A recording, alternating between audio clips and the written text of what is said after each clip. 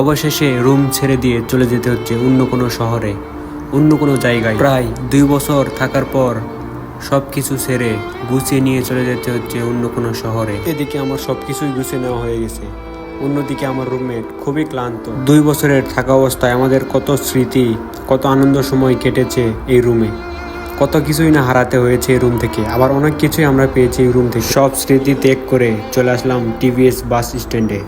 এখান থেকে টিকিট কেটে চলে যেতে হবে অন্য কোনো গন্তব্যে। আমাদের মুখে হাসি থাকলেও দুঃখ ভরা ক্লান্ত মন নিয়ে ছেড়ে চলে যেতে হচ্ছে যে কুয়ালালামপুর শহর থেকে। জানি না আবার কবে দেখা হবে। এই 2 বছরে এই শহরে কতই না স্মৃতি ছিল, তবে সব স্মৃতি মুছে নতুন কোনো শহরে গিয়ে বাসা বাঁধার ব্যাপারটা একটু অন্যরকম। তবে যাই হোক, আপনারা দোয়া করবেন, ইনশাআল্লাহ ভালো কোনো স্বপ্ন নিয়ে আবার দেখা হবে।